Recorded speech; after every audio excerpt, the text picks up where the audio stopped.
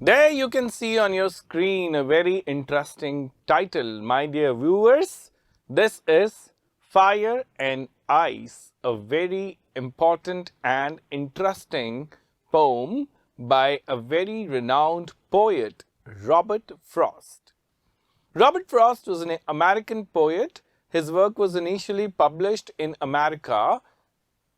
Not only in America, his works were initially published in England, but then before it was published in the United States, he had claimed a good, say, fame in England also. Known for his realistic depictions of rural life and his command of American colloquial speech, their conversational style, colloquial speech, American colloquial speech is visible in his poetries, in most of his writings, Robert Frost.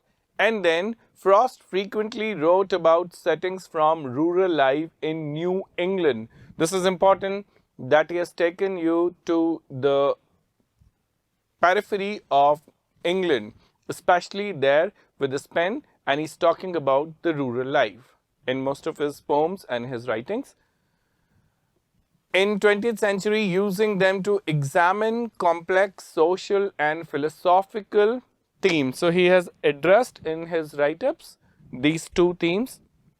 Number one, social, and the other one is philosophical themes, complex social and philosophical themes. So let's see what does Robert Frost say through his poem Ice and Fire.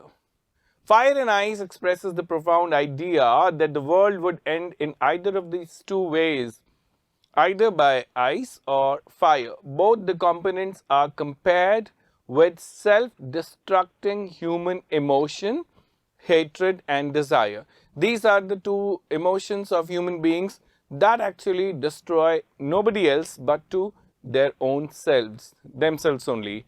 So here Robert Frost has brought for us a wonderful message through this poem that the real destruction of men can be by nobody other or no outer factor but by his own self. That means by these desires and hatred.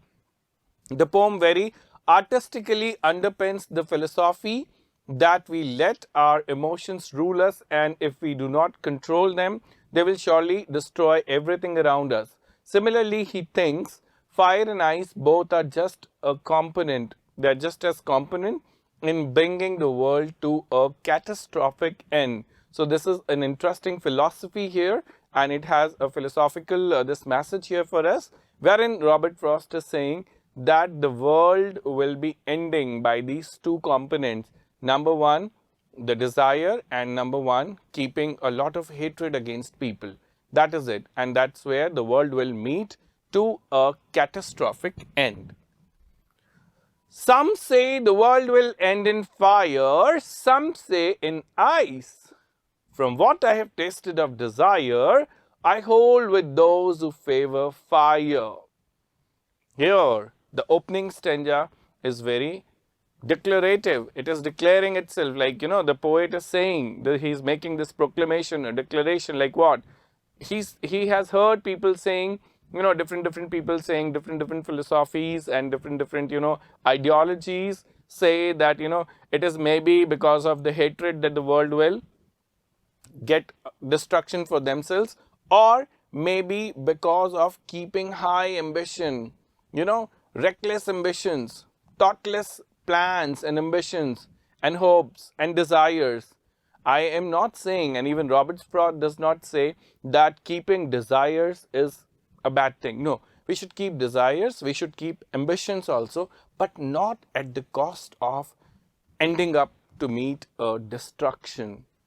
Catastrophic end is not at all supported by Robert Frost. He says, some say the world will end in fire, some say in ice. From what I have tasted of desire, I hold with those who favor fire. And he says, my personal experience, when he says that what I have tasted of desire, is that I hold my vote will go to those who favor fire. It's because of keeping the desires, keeping high ambition, reckless hopes and everything. When you actually go self-centered and you only want your own self, should be getting benefits out of it. Everything, every plan and scheme. So that's where it goes wrong. And that's where the poet says, I hold with those who favor fire.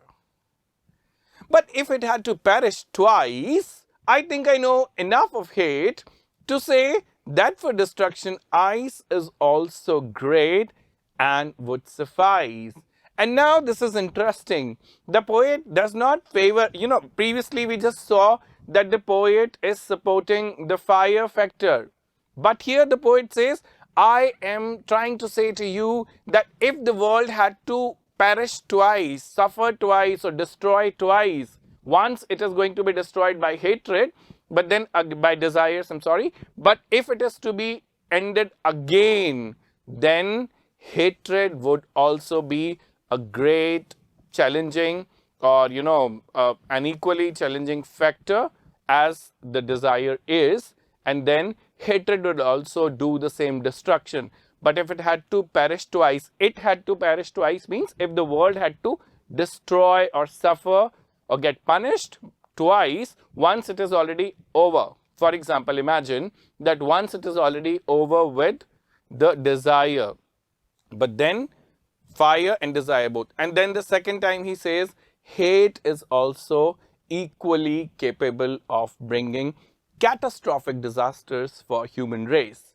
To say that for destruction, ice is also great. Ice is also great. And I told you the word fire signifies all the ambitions and, all those reckless, thoughtless, desires that we have.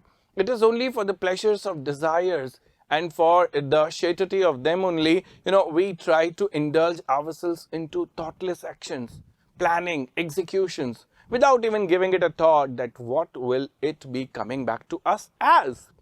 But he says, but if you keep hatred against anybody else, be it, next door neighbor, or, that it is all starting from the small unit. It's not like the world wars or everything that we witness around is just, there. No, everywhere. It starts from there and it reaches to the top.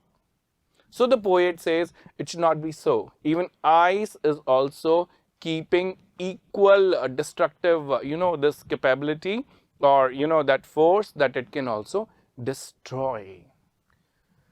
Destruction, ice is also great, and it would also suffice. Suffice means it will be sufficient. It will also be capable to bring end to human world, human desires, and everything that humans plan. So these two factors, according to Robert Frost, are challenging, and we should be at caution with these two.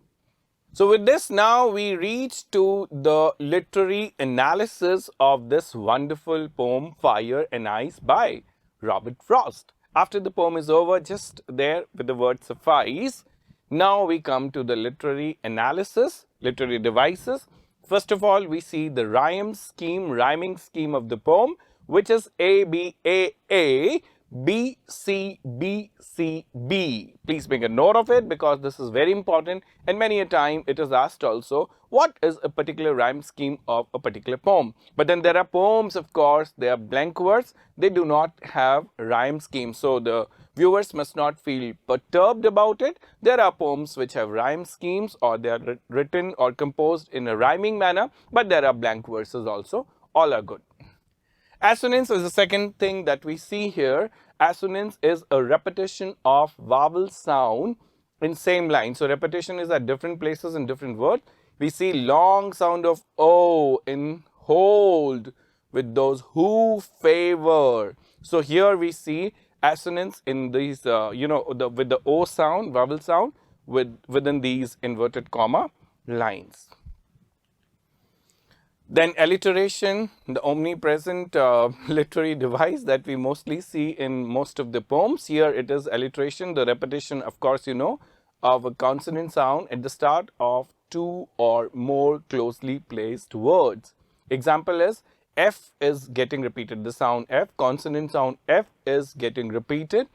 Initially here, favor, fire, world, will. So this is alliteration. Imagery is used to make readers perceive, just imagine and perceive, things involving There are 5 senses. Example of imagery here is, some say the world will end in fire. So the moment it is said, you start imagining that how will it be that the world is ending in fire?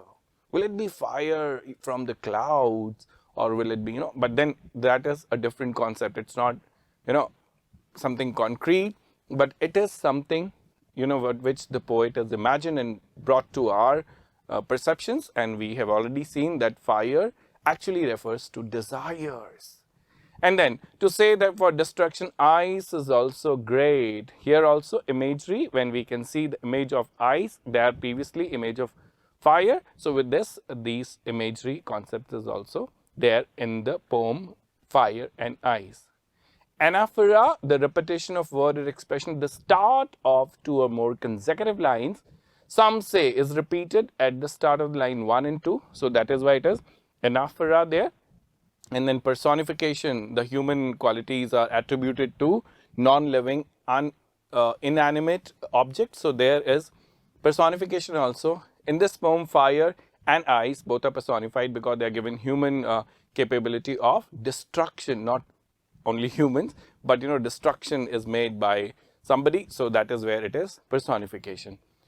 Thus the poet personifies fire and ice by giving them mind and